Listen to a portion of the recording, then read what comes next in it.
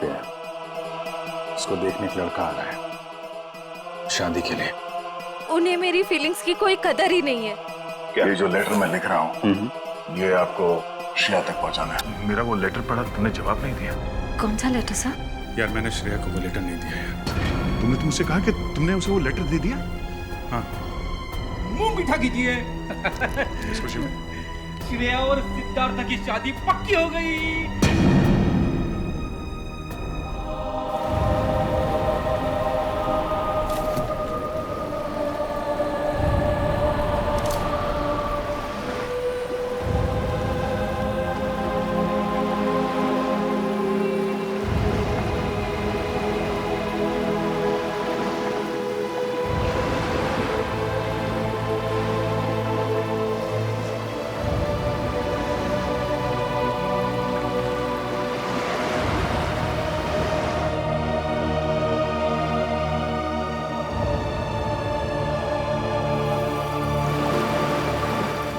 Sir बोलिए ना, क्या बात है? नहीं वो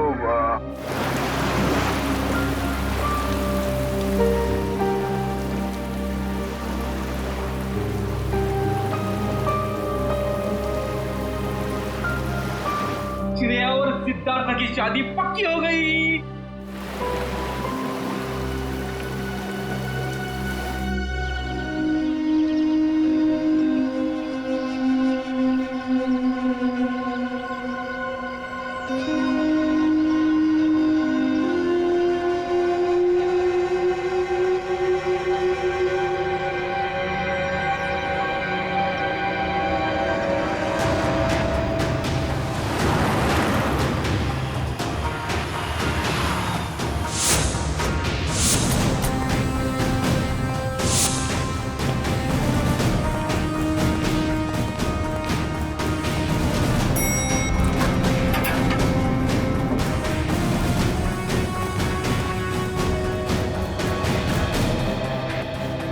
कहाँ है लाश? सर वो इस कैबिन में।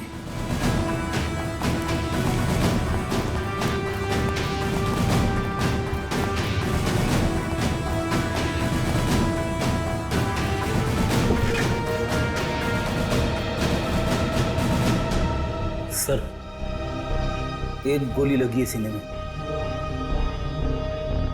देखो जरा शरीर से गोली बाहर निकलने का कोई निशान है क्या?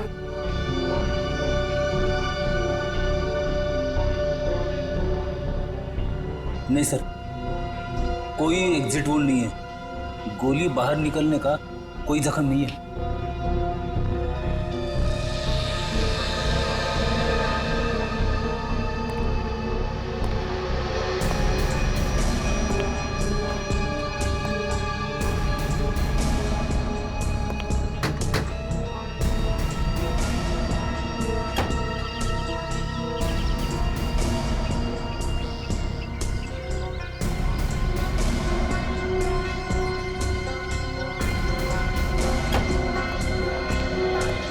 पूरी सर लाश किधर? सर अंदर आइए सर।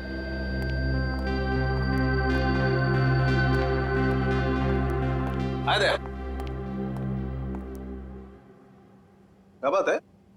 तुम्हारा खास दोस्त कहाँ है? अभिजीत? इस आदमी के शरीर में गोली लगी है और कोई एग्जिट वुंड नहीं है। ठीक है सब कमरे को अच्छी तरह से चेक करो। Excuse me. हाँ प्लीज प्लीज।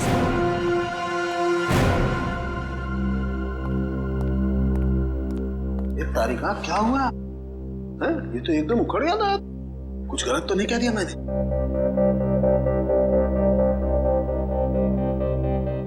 कैसे हुआ ये सब?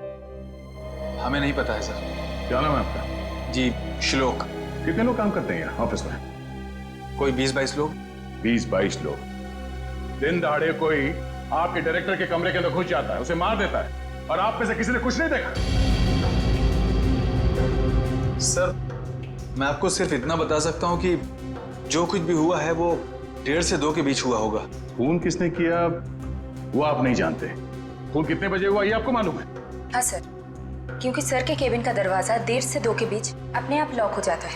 क्यों लॉक हो जाता है? वो तो नहीं पता, सर ने ऐसे ही बनवाया है। तो क्या करते क्या थे कैबिन में 1:30 से 2 के बीच? सर हो सकता है कि वो अपने वाइफ से बात करता हो और नहीं चाहता हो कि कोई उसे डिस्टर्ब करे। नहीं सर, सर शादीशुदा नहीं थे। तो फिर करते क्या थे वो? हाँ? पूजा करते थे, खाना खाते थे, क्या करते थे? सर वो घर से खाना खा के आते थे। और ये कैबिन का दरवाजा हर रोज ऐसे ही बंद होता था? जी सर। जी सर। तो फिर आज उसी दौरान उनका खून हुआ, ये आप लोग कैसे कह सकते हैं?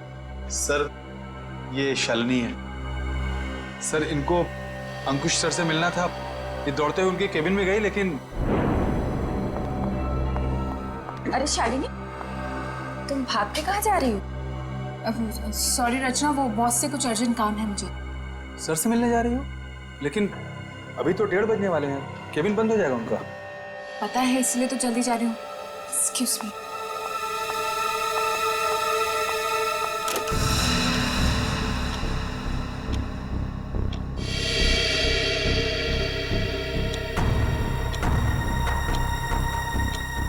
अब और आधा घंटा वेट करना पड़ेगा।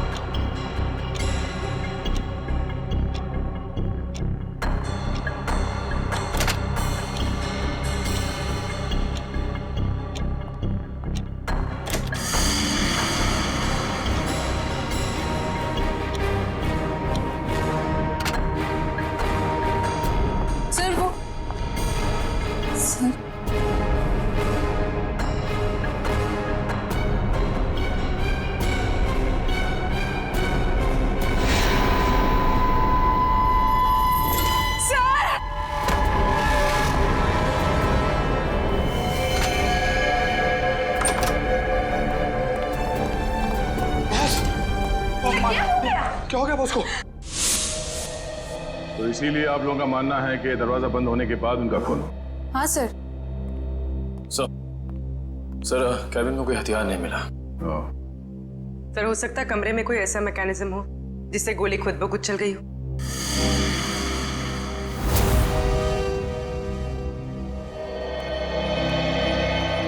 डॉक्टर साहब, ये खूनी कहाँ खड़ा होगा जब उसने गोली चलाई? ये देखो, यहाँ टेबल पर खून के छींटे पड़े हुए हैं। इसका मतलब साफ है, खूनी वहां खड़ा था जब तुम खड़े हो। और ये अंकुश यहाँ था। सामने से खूनी ने गोली चलाई जो अंकुश के सीने में आकर के लगी, और गोली लगते ही अंकुश यहाँ जमीन पे गिर गया। और अगर गोली किसी मैकेनिज्म से चलाई गई है तो मैकेनिज्म इसी लाइन में होनी चाहिए। बिल्कुल। रेडी निकल, जरा देखो कोई मैकेनिज्म दिखता है क्या? मैकेनिज्म? हाँ, जिस वक्त अंकुश की मौत हुई उस वक्त ना कोई कमरे में बाहर से अंदर आया और ना कोई अंदर से बाहर गया। आप लोगों को पता है कि मौत कितने बजे हुई? हाँ, ऑफिस स्टाफ का कहना है कि दोपहर को 1:30 से 2 बजे के बीच। सही है। राइगर मोर्टिस, लाश की जकड़न भी यही बता रही है।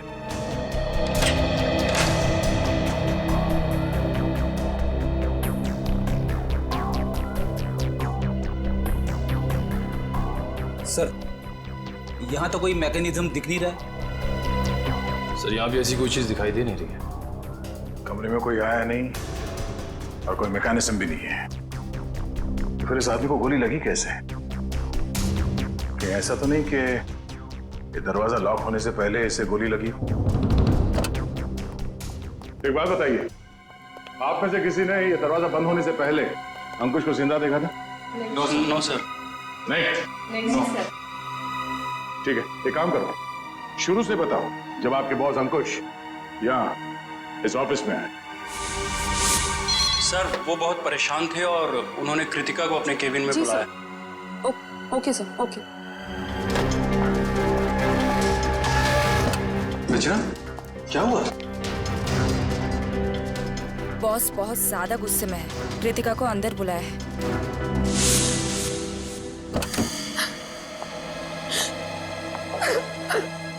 क्या हुआ कृतिका? रो क्यों रही हो? कुछ नहीं। अरे बताओ ना, रो क्यों रही हो? कुछ नहीं हुआ। अरे बताओ तो कृतिका। तो कृतिका अभी कहाँ है? ऑफिस से चली गई क्या वो? नहीं सर, उसका बैग तो यहीं है।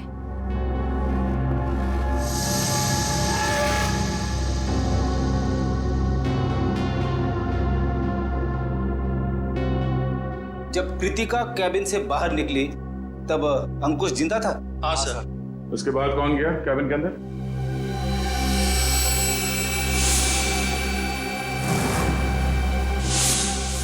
देखिए, हम एक सवाल 2 बार नहीं पूछेंगे आप लोगों से। हम यहाँ ये पता करने की कोशिश कर रहे हैं कि आपके बॉस का खून किसने किया, और इसके लिए हमें आपके सहयोग की जरूरत है। और आपके ऐसे चुप रहने से कुछ हासिल नहीं होगा। इसलिए बताइए, कृतिका के बाहर आने के बाद अंकुश के कैबिन में कौन गया था? सर, त्र्यंबक, रचना और मैं। उस वक्त कितने बजे थे?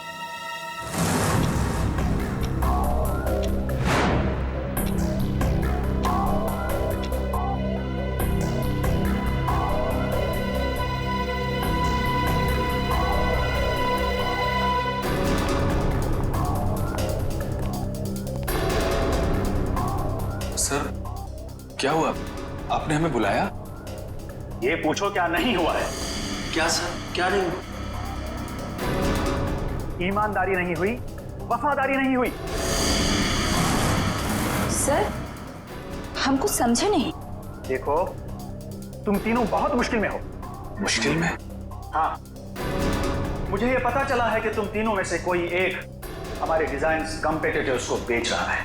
नहीं सर, हम ऐसा नहीं कर सकते। हाँ सर, मुझे तो ये भी नहीं पता कि हमारे कंपटीटर्स है कौन। मेरे पास सबूत है और मैं तुम तीनों को जेल भिजवा सकता हूं, लेकिन मैं ऐसा नहीं करूंगा।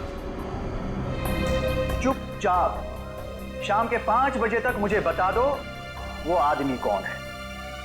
हाँ, उसकी नौकरी तो नहीं रहेगी, लेकिन उसे मैं जेल जाने से जरूर बचा लूंगा। लेकिन सर, हम लोग... मेरे पास ज्यादा समय नहीं, जितना मैंने कहा है उतना करो। तो कोई कंपनी के सीक्रेट्स बेच रहा था? हाँ? सर, अंकुश जरूर भड़का होगा इस धोखे से। कोई भी भड़केगा। बहुत तकलीफ होती है जब उसका कोई करीबी उसे धोखा देता है।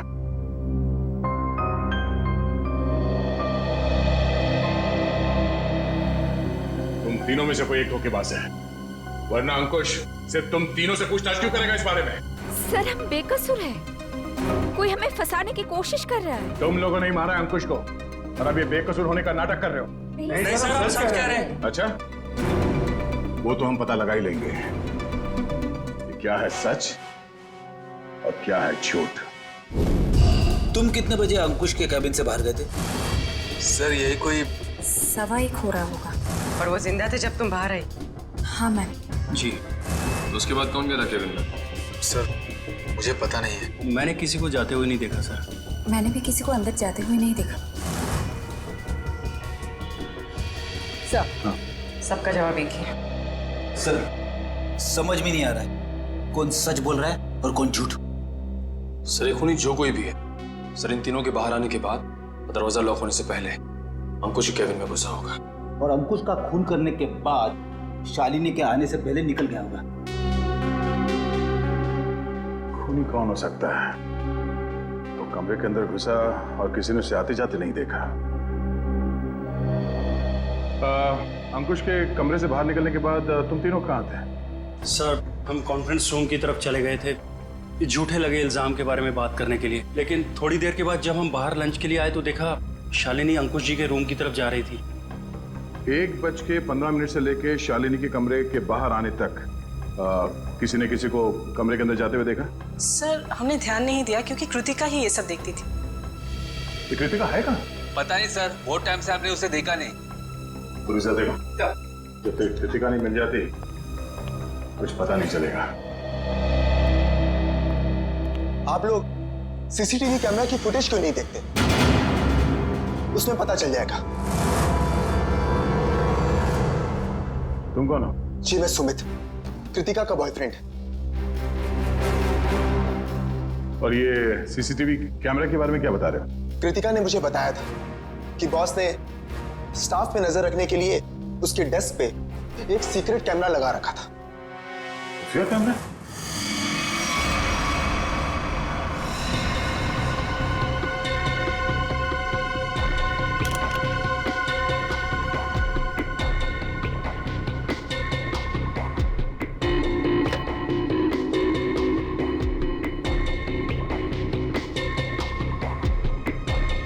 यहाँ पे तो कोई कैमरा दिख ही नहीं रहा है। खुफिया कैमरा है, छुपा के रखा होगा।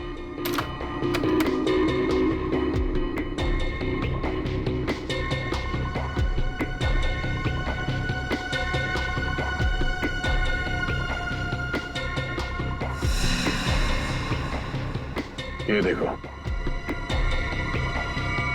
लाफिंग बुद्धा की आंखों में कैमरा है। निखिल, पता करो इसका रिसीवर कहाँ है।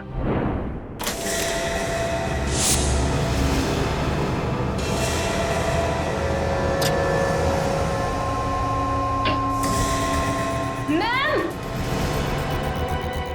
आशिका, मम्मी देखिए। अरे कृतिका, कृतिका, संभाल के। कृतिका, जाओ। कृतिका, कृतिका। क्या हो गया? सर से आत्महत्या करने की कोशिश की, सर जहर निकाल। इसे हॉस्पिटल ले जाना होगा। पीछे एम्बुलेंस है, उसमें डालो जल्दी। कृतिका, एक मिनट ले जाओ। क्या हुआ? संभाल के। निखिल, उस खुफिया कैमरे का रिसीवर मिला? हाँ सर, उस सीक्रेट कैमरा का ये सब मिल गया है। गुड, जरा फुटेज प्ले करो। देखते हैं रचना, त्रिंबक और श्लोक के निकलने के बाद अंकुश के कमरे में कौन गया था।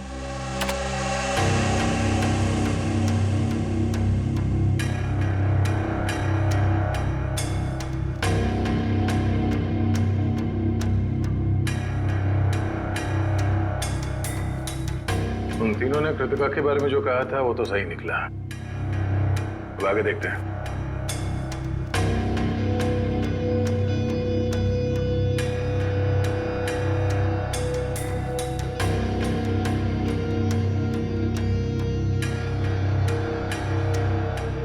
देखते हैं इस खुफिया कैमरा की आंखों ने ऐसा कुछ देखा है कि जो यहाँ काम करने वाले 20-22 लोगों ने नहीं देखा, और अंकुश की मौत हो गई।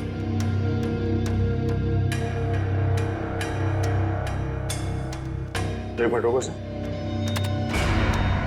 ये आदमी कौन है? प्ले करो, फॉरवर्ड करो सर। बस। इसका चेहरा तो ठीक से दिख ही नहीं रहा है। ये आदमी कैबिन के अंदर गया एक 20 को, बाहर निकला एक 25 को, और बड़ी हड़बड़ाहट में निकला है बाहर। निकले, काम करो, ऑफिस स्टाफ मेंबर्स को बुलाओ, और हाँ, उस वॉचमैन को भी लेके आओ अंदर।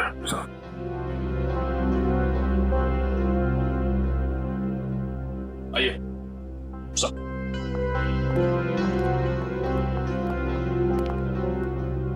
देखिए, इस आदमी को पहचानते हैं आप?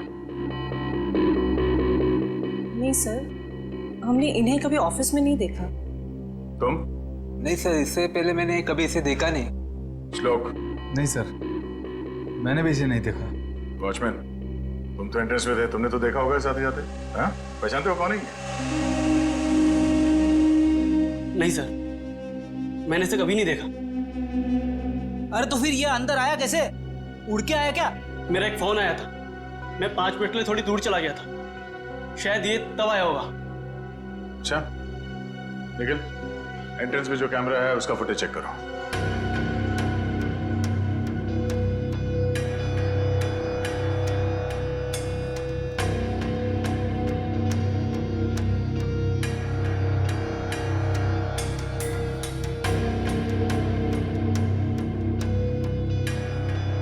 एक मिनट, इस रूम को फ्रीज करो। ये सुमित, कृतिका तुम्हें कुछ नहीं होगा, जल्दी चलो। आई तुम्हें कुछ नहीं होगा कृतिका, तुम ठीक हो जाओगे। संभल के।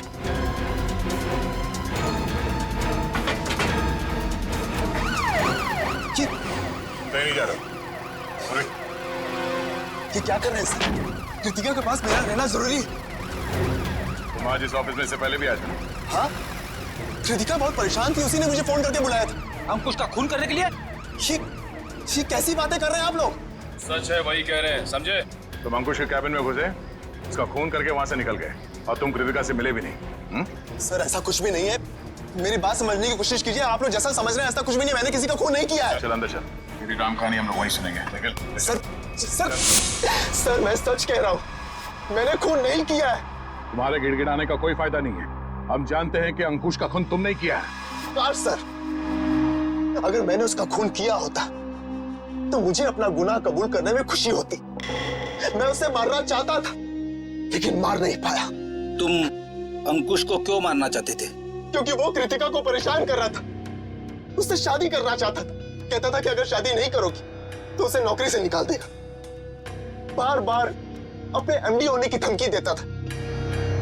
क्या करती बेचारी कृतिका, उसके ऊपर उसके बूढ़े माँ बाप की जिम्मेदारी थी। इसलिए तुमने बदला ले लिया अंकुश का खून करके? नहीं सर, तब मुझे कृतिका ने बुलाया था, वो बहुत रो रही थी। अंकुश ने फिर से उसे धमकी दी थी, पर जब मैं ऑफिस पहुंचा तो मुझे वो नहीं दिखी। तब मैं जाकर अंकुश को धमकाया और वहां से बाहर चला गया।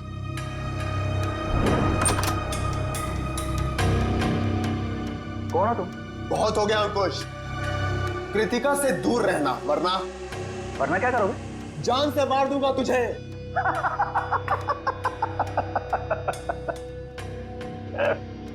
अरे जा, जो करना है कर, कृतिका सिर्फ मेरी बनेगी। अंकुश,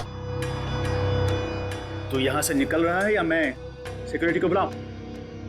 आउट। अभी तो जा रहा हूं लेकिन बहुत जल्द लौटूंगा, और तब तुझे मुझसे बचाने के लिए कोई नहीं रहेगा, कोई नहीं रहेगा।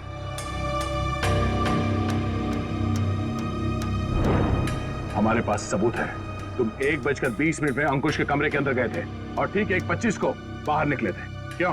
फिर भी मैं बार बार यही कहूंगा कि मैंने खून नहीं किया है। देखो सुमित, दया सर को गुस्सा मत दिलाओ, सीधी तरीके से मान जाओ कि खून तुमने किया है। क्योंकि तुम्हारे जाने के बाद यहाँ की स्टाफ शालिनी जब कैबिन में गई तब अंकुश मरा पड़ा था। सर मेरा विश्वास कीजिए, मैंने खून नहीं किया है, प्लीज मेरा यकीन कीजिए आप लोग।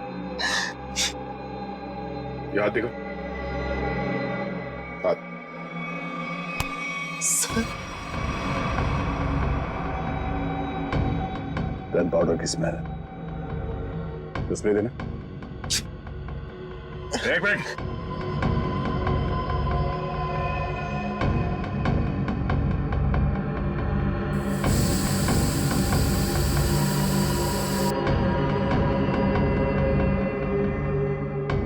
तुम्हारी उंगलियों पे गन पाउडर है, इसका मतलब है हाल ही में तुमने गोली चलाई है।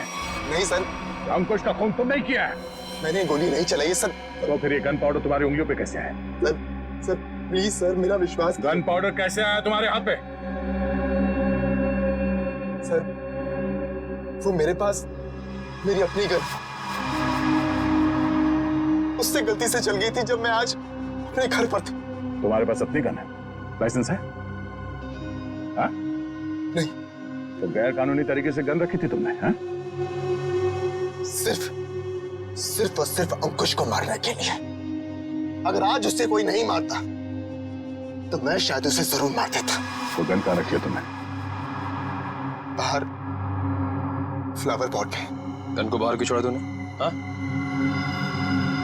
क्योंकि कृतिका ने मुझे कसम दी थी कि मैं अपने साथ गन अंदर लेकर ना आऊं, वरना गुस्से में मैं कहीं उसके बॉस को मार ना दूं, इसलिए बाहर छोड़ दी।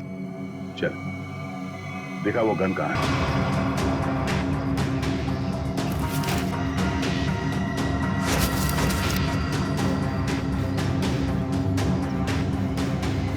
तुम्हारी गन? हाँ सर।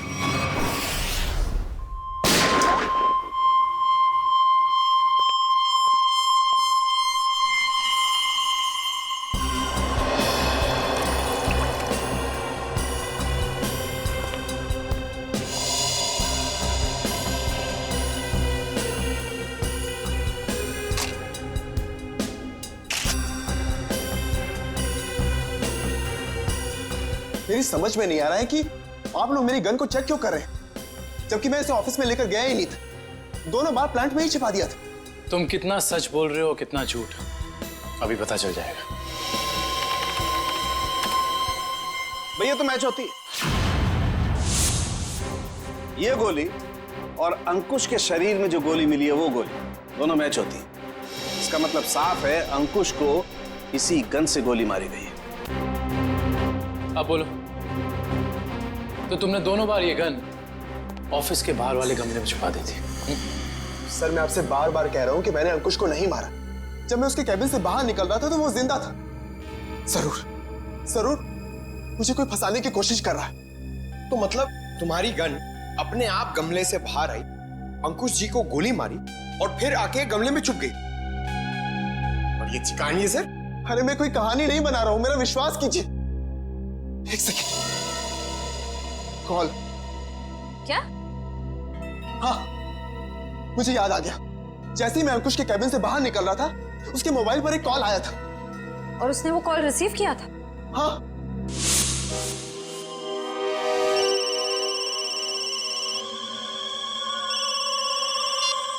हाँ बोल।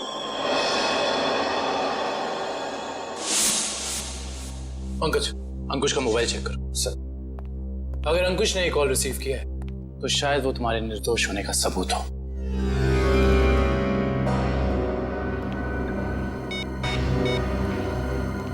सर अंकुश को 1:25 पे कॉल आया था सर, और 7 मिनट तक कॉल चली।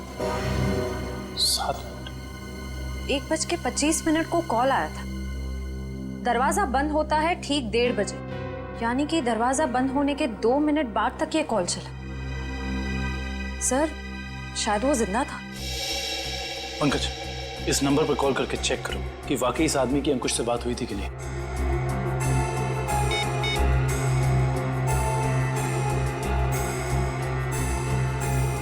अंकुश नहीं, मैं सीआईडी ऑफिसर पंकज बोल रहा हूँ। अच्छा एक बात बताइए, आपने आज अंकुश को फोन कॉल किया था? आपकी बात हुई थी उससे? अच्छा लगभग कितने मिनट तक बात हुई थी? 5 से 7 मिनट। अच्छा ठीक है, थैंक यू वेरी मच। नहीं कोई टेंशन। सर 7 मिनट तक बात हुई थी सर। देखा सर, मैं सच कह रहा हूं, मैंने अंकुश को नहीं मारा है।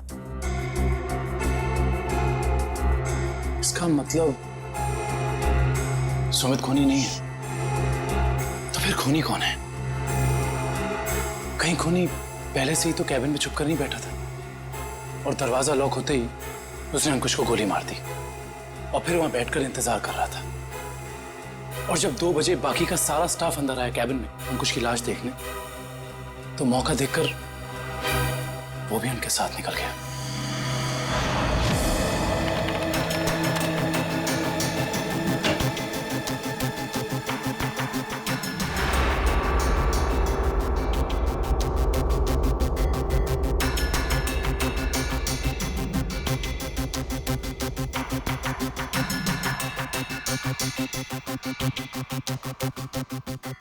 ये देखिए सर, शालिनी के चीखने के बाद जो 6 लोग कैबिन के अंदर आए थे वही 6 लोग कैबिन से बाहर गए। इसका मतलब है कैबिन के अंदर कोई छुपा हुआ नहीं था। कैबिन के अंदर कोई छुपा हुआ नहीं था। इस दरवाजे से कोई अंदर नहीं आया और अंकुश इस कमरे में अकेला था जब ये दरवाजा बंद हुआ। तो इस कमरे के अंदर आने का इस दरवाजे के अलावा सिर्फ एक ही रास्ता है, वही ये खिड़की।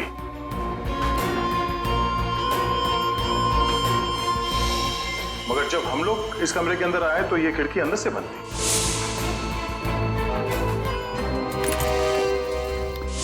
तो अगर हम ये मान के चले कि कोई इस खिड़की के जरिए अंदर आया है तो नीचे से ऊपर आना तो बहुत मुश्किल है, और किसी ने तो देखा ही होगा उसे ऊपर आते हुए। दूसरा रास्ता बचता है ऊपर।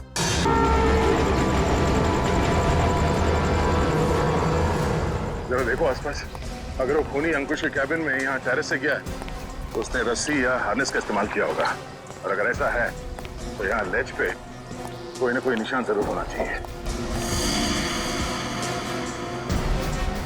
इसे चेक करो।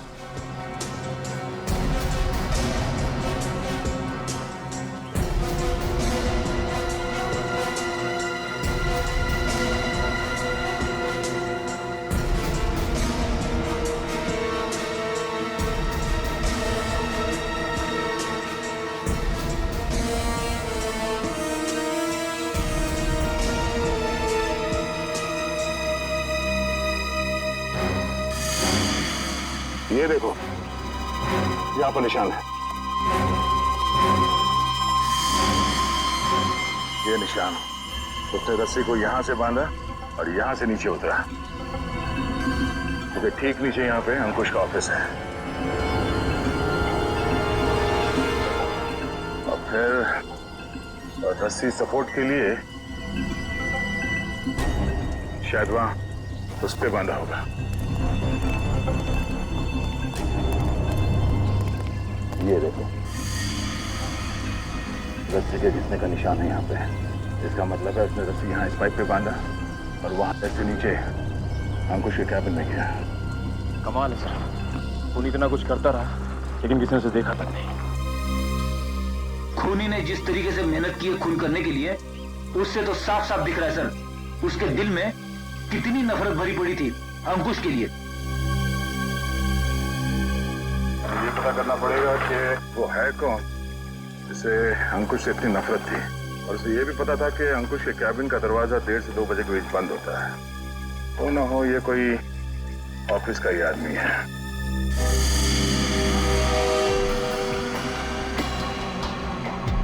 खूनी टेरेस से रस्सी के सहारे नीचे उतरा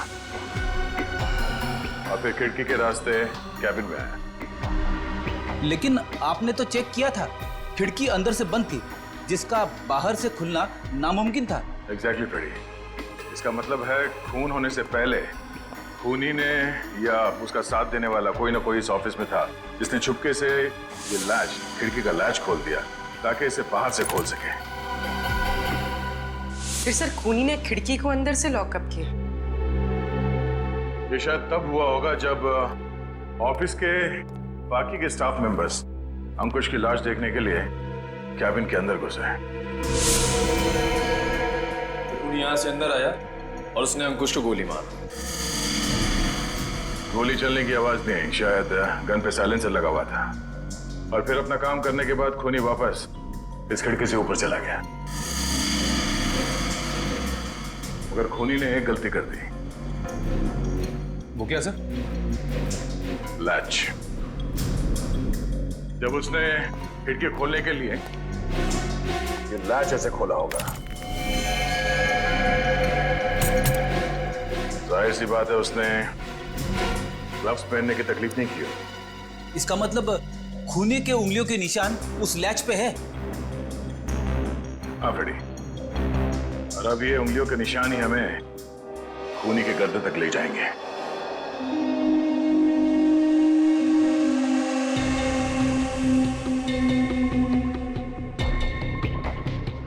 सर आप लोग हम पर शक कर रहे हैं?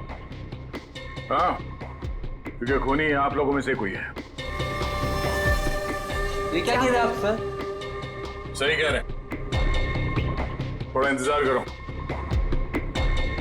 उस खिड़की के लैच पे जो उंगलियों के निशान मिले हैं, अगर वो आप में से किसी के फिंगरप्रिंट्स के साथ मैच होते हैं तो पता चल जाएगा कि अंकुश का खूनी कौन है।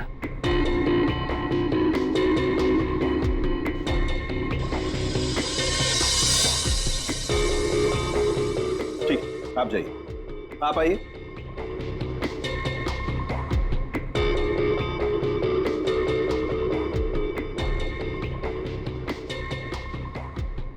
ठीक, जाइए। दया, इन सब लोगों के फिंगरप्रिंट्स तो ले लिए, अब जरा इन्हें मैच करके देखते हैं। ठीक है सर। हाँ?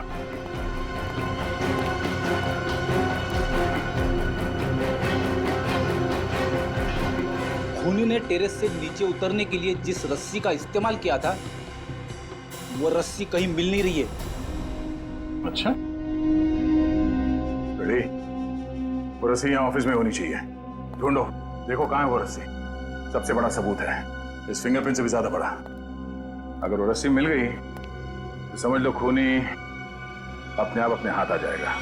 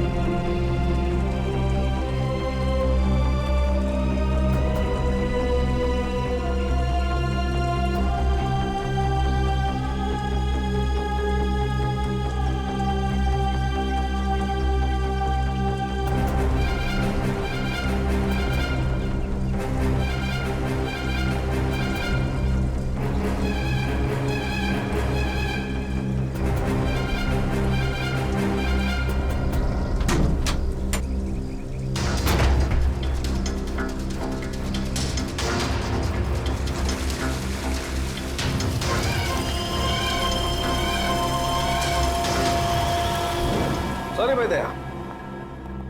क्या बात है डॉक्टर तारिका? केबिन में मिले फिंगरप्रिंट्स इनमें से किसी से मैच नहीं हो रहे। ये कैसे हो सकते डॉक्टर तारिका? इनमें से किसी न किसी के उंगलियों के निशान मैच होने चाहिए थे।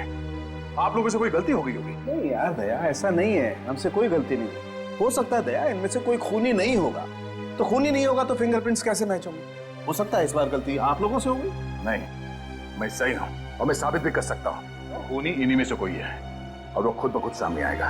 सामने आ जाएगा मतलब तुम्हारे सामने आकर के खड़ा हो जाएगा, कहेगा लीजिए दया जी मैंने खून किया, मुझे हथकड़ी पहना दीजिए। यार बात कर। डॉक्टर साहब इस बार ऐसा ही कुछ होगा। डॉक्टर साहब ने आप लोगों के हाथ पे एक केमिकल लगाया था। वो केमिकल रिएक्ट करेगा और वो केमिकल तब रिएक्ट करेगा जब आप में से जो खूनी है वो ऊपर टेरेस पे जाके पानी के टैंक के अंदर से वो रस्सी निकालेगा। वो रस्सी हमें तब मिल गई थी जब पहली बार हम लोग छत पे गए थे।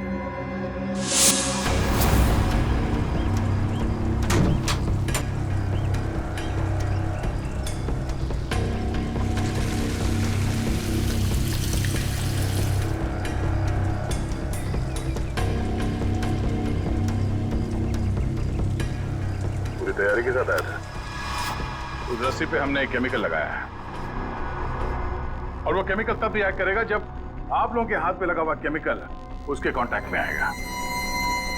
आप लोगों के हाथ चमकने लगेंगे अंधेरे में। Lights off.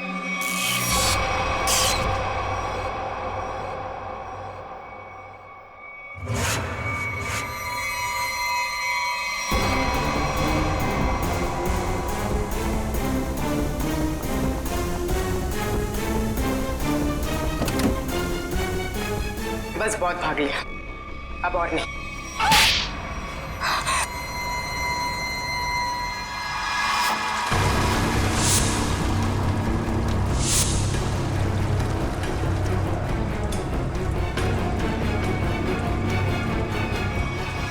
तुमने अंकुश को क्यों मारा? तुम्ही कंपनी के सीक्रेट्स बेच रही थी ना? और जब अंकुश तुम तीनों से पूछताछ कर रहा था तुम जानती थी कि तुम्हें उससे छुटकारा पाना है?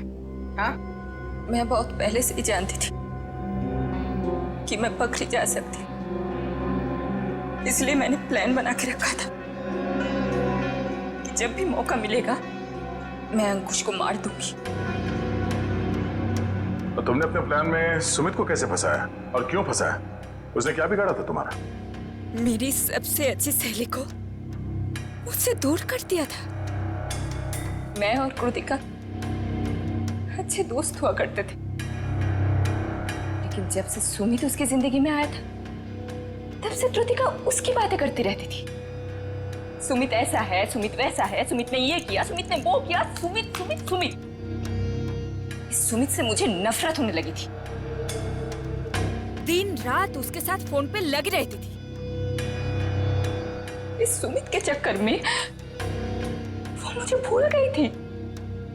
और आज सर के केबिन से निकलने के बाद कृतिका ने जब सुमित को फोन करके बताया कि गन को कहीं छिपा देना, मैं अपनी सहेली को मैं वापस पाना चाहती थी। और यही सही मौका था सुमित को फंसाने का। इसलिए तुमने अंकुश को मारने के बाद अपनी गन सुमित के गन के साथ बदल दी, और अंकुश के शरीर पे जो गोली मिली वो उस गन के साथ मैच हो गई, जिसकी वजह से सुमित फंस गया।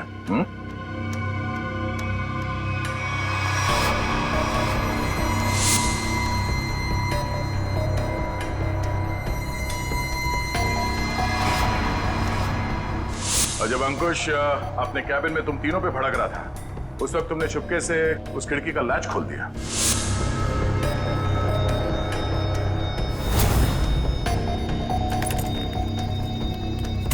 और तुमने मौका पाके विंडो का लैच तब लॉक किया जब सब अंकुश की डेड बॉडी देख रहे थे, है ना?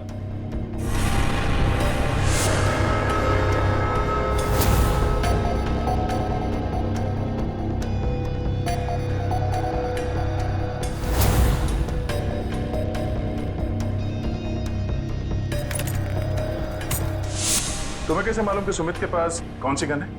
कृतिका ने मुझे एक बार बताया था कि सुमित ने एक नई गन खरीदी है। ठीक वैसी गन मैंने भी खरीदी। और आज जब सुमित दोबारा ऑफिस में आया तो मुझे पता था कि वो गन फिर से कहीं बाहर रख के आया होगा। और मौका मिलते ही मैंने वो गन बदल दी। क्या फायदा हुआ तुम्हें ये सब करके? हाँ? तुमने एक दोस्त खो दिया और साथ में अपनी आजादी भी। पूर्वी, ले जाओ इसे। सर।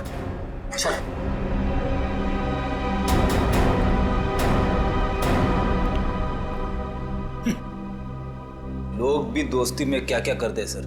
हाँ फ्रेडी, कुछ तो पीठ पे छुरा घोंपते हैं।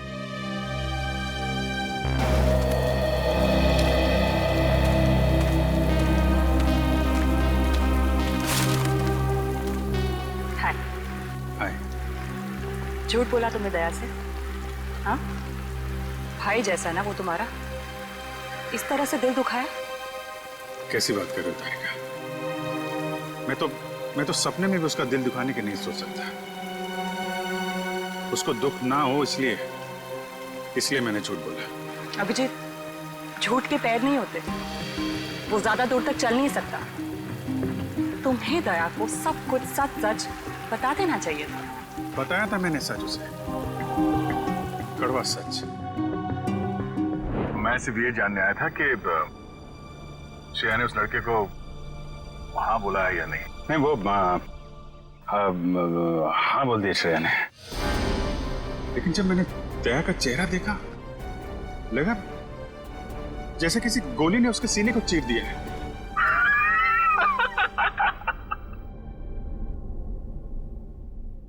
अरे यार, क्या लड़का आया नहीं, तबीयत खराब हो गई उसकी।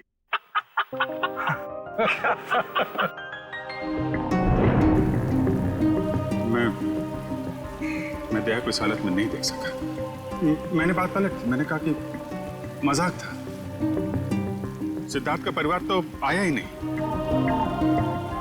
मैं जानता हूं ये गलत है तारिका, लेकिन ये गलत उस समय मुझे सही लगा। और दया का इतना इंपॉर्टेंट लेटर श्रेया को ना देना ये भी तुमको सही लगा? क्या लगता है तुम्हें कि मैं जानबूझ के ये सब कर रहा हूं? मैं नहीं चाहता दया और श्रेया आए तुम। दुनिया मुझे कुछ भी कहे, मुझे कोई फर्क नहीं पड़ता, लेकिन तारिका तुम मुझे गलत समझ रही हो। बहुत दुख हुआ मुझे, बहुत दुख हुआ। गया था मैं श्रेया के घर वो लेटर लेके।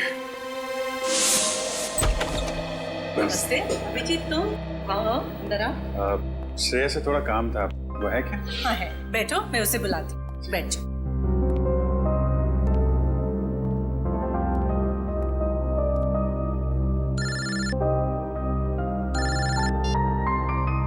अरे भाई तुम्हारा ही काम करने आया हूं यार। अरे भूल कैसे सकता हूँ, लेटर है मेरे पास, अभी दिया नहीं है। जैसे ही श्रेया आती है ये लेटर उसके हवाले कर दूंगा। हैं? अरे यार थोड़ा तो सब्र रखो यार। हाँ मैं करता हूँ। नमस्ते अंकल। अभिजीत, मैं तुम्हारे हाथ जोड़ता हूँ, तुम दया का कोई भी लेटर श्रेया को नहीं दोगे। लेकिन दया और श्रेया तो... मैं जानता हूँ दया और श्रेया कुछ कहते नहीं, लेकिन वो एक दूसरे के काफी करीब हैं। मगर मैं अब नहीं चाहता हूँ कि श्रेया अपना फैसला बदले। ये तो दोनों के साथ ज्यादती होगी। आप अभिजीत, मैं मजबूर हूँ। मैंने पिछले साल सिद्धार्थ के पिता से एक बड़ी रकम उधार ली थी, जो मेरे अलावा मेरे घर में कोई नहीं जानता। और अगर श्रेया ने इस शादी से इनकार किया तो वो लोग सारे पैसे वापस मांग सकते हैं, जो मैं अभी देने की स्थिति में नहीं हूँ। लेकिन अंकल ये तो श्रेया की जिंदगी का सवाल है। तो मैं क्या करूं? इतने पैसे कहां से लाऊं? श्रेया की मां को हार्ट प्रॉब्लम है। तुम लोगों की जरा सी गलती हमें प्रॉब्लम में डाल सकती है। देखिए अगर सिर्फ पैसे की बात है तो हम लोग मिलकर कोशिश कर सकते हैं। पैसा तो... नहीं, वो बात नहीं है। पैसे का इंतजाम हो चुका है, बस 1-1.5 महीने की बात। एक बार मैं उनके सारे पैसे लौटा दूं, उसके बाद तुम ये लेटर श्रेया को दे देना। लेकिन तब तक ये बात हम दोनों के बीच ही रहनी चाहिए, प्लीज। ये आपने बड़ी मुश्किल में डाल दिया। दया से कोई बात छुपाना इतना आसान नहीं है। अब ये बात ना मैं श्रेया को बता सकता हूँ और ना दया को। दया तो इस बारे में कुछ नहीं जानता। वो तो तुम्हें गलत समझ रहा है। इनफैक्ट नफरत करने लगा है वो तुमसे। जानता हूँ, वक्त ने गलतफहमी पैदा कर दी है, लेकिन ये भी जानता हूँ कि सही वक्त आने पर सब ठीक भी हो जाएगा।